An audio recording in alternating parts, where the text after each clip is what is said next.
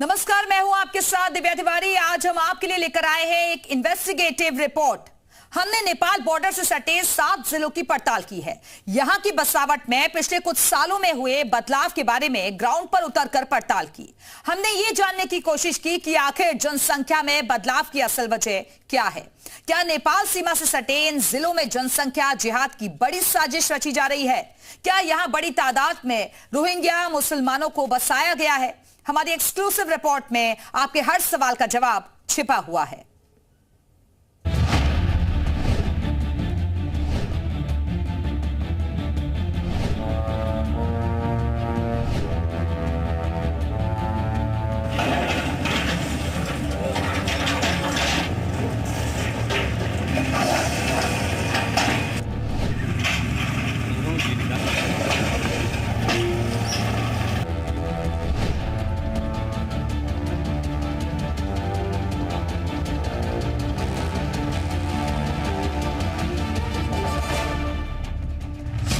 Nepal border पर जनसंख्या जिहाद। यूपी में नेपाल से सटे जिलों में तेजी से डेमोग्राफी बदलने का षड्यंत्र रचा जा रहा है। यहां बड़ी तादाद में मुसलमानों की आबादी बढ़ी है और सरकारी जमीन पर कब्जा करके अवैध मदरसे और मस्जिदें बनाई गई हैं।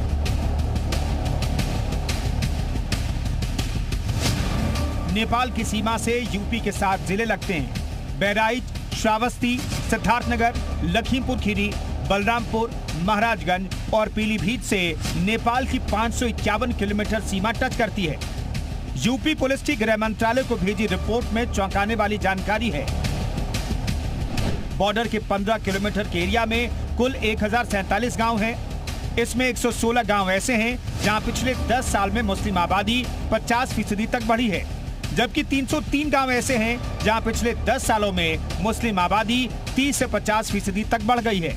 पिछले 4 सालों में इन जिलों में मस्जिदों और मदरसों की संख्या 25% बढ़ गई। नेपाल से सटे बॉर्डर इलाके में डेमोग्राफी बदलने वालों पर यूपी फोर्स का बुलडोजर चला है। यूपी में अवैध मदरसों पर पीला पंजा गरजा है। महाराजगंज से लेकर बहराइच समेत कई जिलों में अवैध मदरसों और मस्जिदों पर बुलडोजर कार्रवाई की गई है।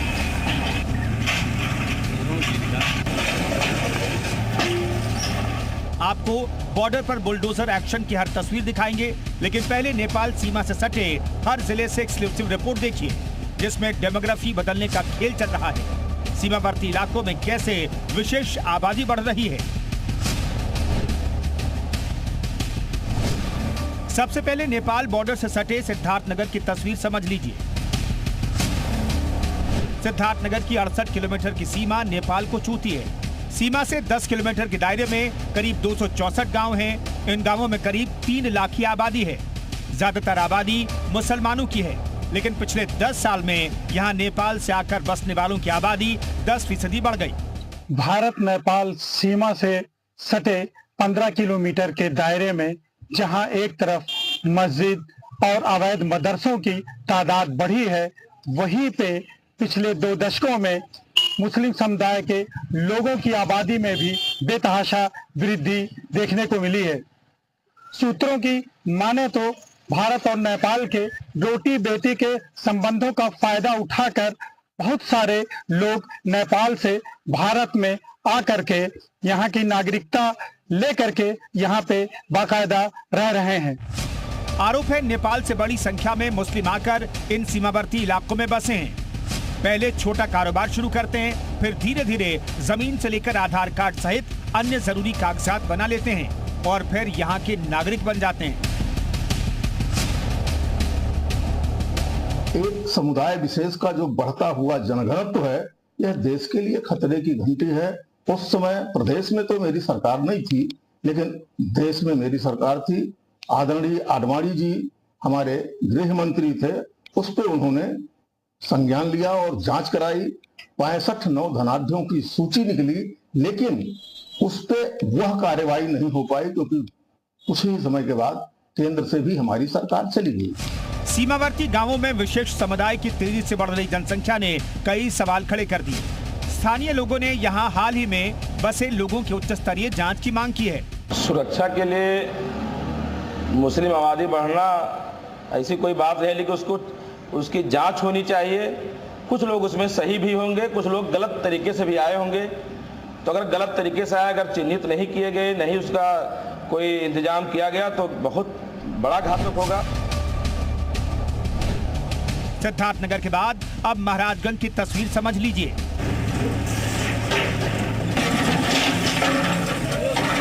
भारत और नेपाल देश का संबंध सदियों से रोटी बेटी का है, जिसके तहत भारत और नेपाल के जो सीमावर्ती जिले के लोग हैं उनका एक दूसरे देश में आना जाना लगा रहता है। साथ ही साथ दोनों देशों में शादी ब्याह भी होता रहता है। लेकिन खुफिया एजेंसियों की रिपोर्ट माने तो हाल के वर्षों में जो भारत नेपाल के सीमावर्ती जिले हैं वहां पर मुस्लिम आबादी में काफी ज्यादा इजाफा हुआ है। वहीं सीमावर्ती जिलों में मस्जिद और मदरसों की भी काफी संख्या में इजाफा हुआ है।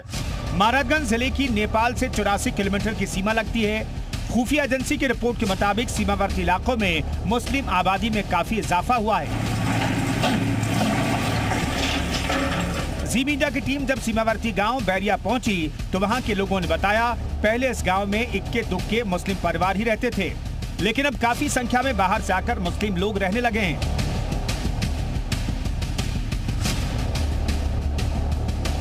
पहले की अपेक्षा आज की आबादी अगर देखेंगे तो बहुत काफी हो चुकी है। मैंने समझिए कि पहले की अपेक्षा डेढ़ा से भी ज्यादा हो चुकी है और सब लोग अक्सर करके बाहर है क्या रहने वाले हैं। पहले की अपेक्षा यहाँ मुस्लिम आबादी बहुत कम थी और आज के तुलना में बहुत ज्यादा हो गई है, क्योंकि यहाँ नेपाल और इंडिया का रोटी बेटी का जो रिश्ता है उसके नाते यहाँ आबादी ज्यादा हो गया है। हमारे गांव में तो पहले मुस्लिम रहते ही नहीं थे। अच्छा, ये नेपाल से बॉर्डर, नेपाल से आए हैं इधर, बैरिया और पैसिया के बीच में सड़क है, वहाँ पर जमीन खरीद कर सब लोग अपना मकान बनाकर अब रह रहे हैं। हालांकि बॉर्डर पर सुरक्षा एजेंसियों के साथ सुरक्षा बल मुस्तैद रहते हैं और नेपाल से आने वालों को सघन तलाशी और जांच के बाद ही भारत में प्रवेश करने दिया जाता है।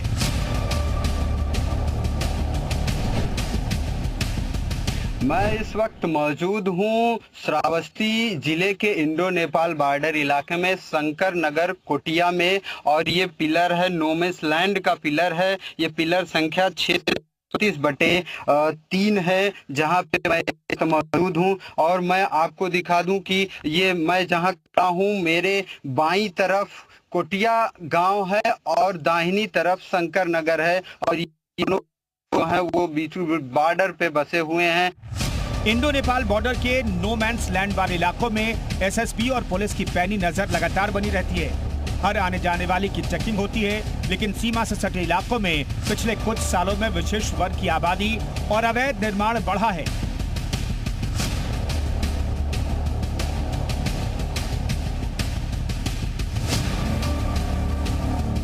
हकीमपुरवा, शंकर नगर कोटिया, घुड़दौरिया समेत कुछ गांव ऐसे हैं जो बिल्कुल नो मैंस लैंड से सटे हैं। जी मीडिया की टीम ने इंडो नेपाल बॉर्डर पर बसे शंकर नगर कोटिया गांव पहुंचकर जायजा लिया। इंडो नेपाल बॉर्डर का इलाका है। हमारे दाईं तरफ देखेंगे तो इंडिया है और बाईं तरफ नेपाल है। यहाँ से हर आने जाने वाले की एसएसबी और पुलिस बाकायदा चेकिंग करती है, उनकी आईडी देखती है और उसके बाद में उनको आने जाने देती है। नेपाल से भारत आने वाले लोगों की पूरी जांच होती है। जांच का कोई दस्तावेज अधूरा रहने पर उनको बैरंग लौटा दिया जाता है। लखीमपुर खीरी से सटे इंडो नेपाल बॉर्डर की सीमा आपको बता दें 140 किलोमीटर दूर है, और यहाँ पर अगर देखा जाए बॉर्डर के एरियाज में लगातार जो है एक तरीके से विशेष वर्ग के लोगों की जो संख्या है लगातार बढ़ रही है। और ये अनुमान लगाया जा रहा है कि बीते अगर कुछ सालों की बात की जाए तो यहाँ पर ये आंकड़ा तेजी से बढ़ा है, और इस आंकड़े को निश्चित रूप से जो है सरकार के लिए चिंता का सबब बन सकता है। 140 किलोमीटर का हम लोगों का बॉर्डर जो इंटरनेशनल बॉर्डर है 5 राष्ट्र के साथ लगता है। हमारे 4 थाने इस बॉर्डर में लगते हैं और 2 सर्कल हैं, और पर्याप्त पुलिस की फोर्स हम लोग की लगातार भी यहाँ चेकिंग और रेस्क्यू और ये सारी चीज़ें हम लोग करते रहते हैं। बट अभी वर्तमान परिदृश्य को देखते हुए क्योंकि एक संवेदनशील माहौल है, इस चेकिंग और इस चीज़ को हम लोगों ने और बढ़ा दिया है। साथ में एसएसबी भी है जो पैरामिलिट्री फोर्स है, वो लोग भी इसके साथ भी हम लोग कोऑर्डिनेशन में हैं, और लगातार जो सीमा पर जो चौकसी है हम लोगों की बनी हुई। जो नेपाल बॉर्डर का एरिया है, लगभग 16 ग्राम पंचायतें ऐसी हैं जो नेपाल बॉर्डर के 15 किलोमीटर के दायरे में आती हैं। आप देख सकते हैं ये वो लोग हैं जो उस साइड से आते हैं और पीलीभीत में आते हैं, यहाँ अपने काम करवाते हैं। हालांकि जो नेपाली लोग हैं उनका कोई वीज़ा या पासपोर्ट नहीं है, क्योंकि सरकार के हमारे जो मित्र देश है, ऐसे में मित्र देश होने के नाते यहाँ पे उनसे कोई भी वीज़ा या पासपोर्ट नहीं लिया जाता है। पीलीभीत में शारदा नदी के पार 16 ग्राम पंचायत नेपाल बॉर्डर से सटी हैं। पिछले कुछ सालों में इन पंचायतों में मुस्लिमों की आबादी बढ़ी है।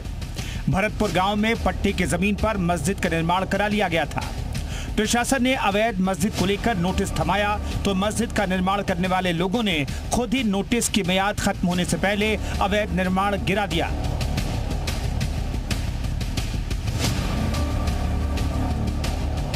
हम लोग को सूचना मिल रही है कि जो मस्जिद का निर्माण किया गया था तो निर्माणकर्ताओं ने अपनी मस्जिद को स्वतः ही ध्वस्त करना या उसको गिराने का कार्य शुरू कर दिया है।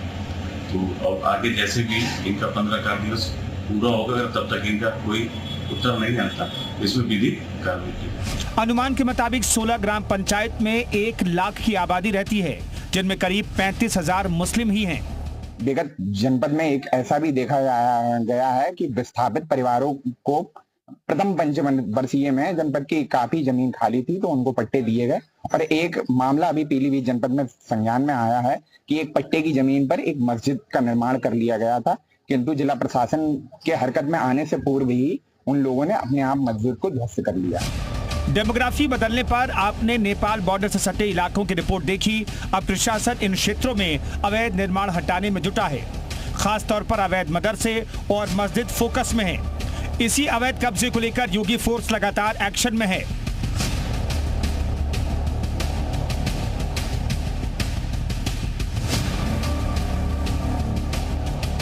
कब्जा करके बनाए गए इमारतों, धार्मिक स्थलों और मदरसों पर कार्रवाई जारी है।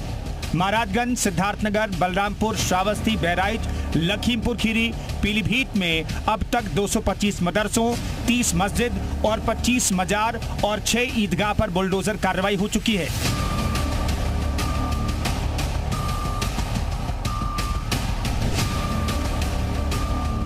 महाराजगंज में नेपाल सीमा से सटे इलाके में सरकारी जमीन पर यह मदरसा बनाया गया था, जिसे योगी फोर्स के बुलडोजर ने तोड़कर समतल कर दिया।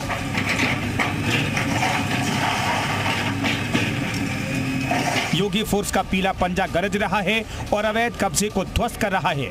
योगी फोर्स के 4 बुलडोजर मिलकर अवैध मदरसों को मिट्टी में मिला रहे हैं। यहां देखिए, अकेला पीला पंजा अवैध मदरसे की नीली दीवार को तहस नहस कर चुका है।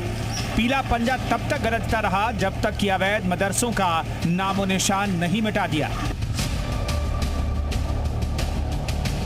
सरकारी जमीन पर यह मदरसा पिछले 57 साल से चल रहा था और मुख्यमंत्री योगी आदित्यनाथ की सरकार के द्वारा ये निर्देश है कि जो भी सीमावर्ती जिलों में सरकारी जमीन पर अवैध तरीके से मदरसे और मस्जिद चल रहे हैं उन पर बुलडोजर की कार्रवाई की जाएगी। उसको देखते हुए आज प्रशासन के द्वारा इस पर 4 बुलडोजर के द्वारा कार्रवाई करते हुए ध्वस्तीकरण किया गया है।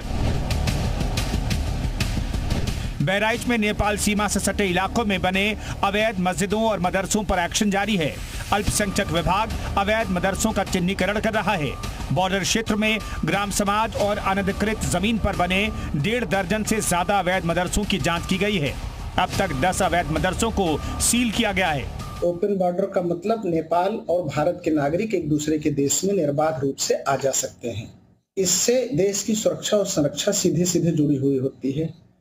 इसलिए इस जनपद में सघन जांच की जा रही है। जो भी मदरसे अभी जो हम लोगों ने सीमा क्षेत्र में मदरसों की जांच की है उसमें करीब 10 मदरसे सील किए गए हैं। 1.5 दर्जन से अधिक मदरसों की जांच की जा चुकी है। प्रशासन सीमावर्ती इलाकों में बने अवैध मदरसों को भी ध्वस्त कर रहा है। योगी सरकार ने साफ निर्देश दिया है, नेपाल सीमा से सटे 15 किलोमीटर के दायरे में किसी भी प्रकार के अवैध निर्माण, धार्मिक स्थलों या शैक्षणिक संस्थानों के संचालन को बिल्कुल भी बर्दाश्त नहीं किया जाएगा। न अवैध मदरसे बचेंगे और न ही बॉर्डर पर डेमोग्राफी बदलने की साजिश को किसी भी हाल में बर्दाश्त किया जाएगा। ब्यूरो रिपोर्ट, जी मीडिया।